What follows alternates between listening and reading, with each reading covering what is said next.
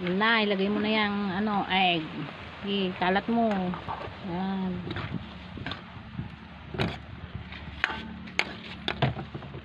Healthy living. Oh.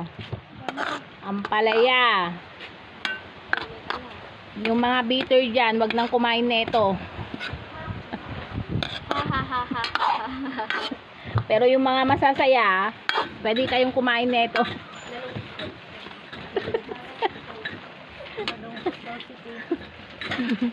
Malungkot siya kasi ano, gulay yung ulam. Hindi nyo ba alam na healthy tong ampalaya?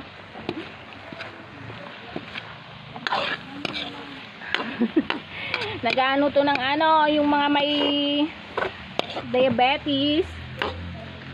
Pwede kayo nitong kumain. Oh, yan. Para hindi kayo magkaroon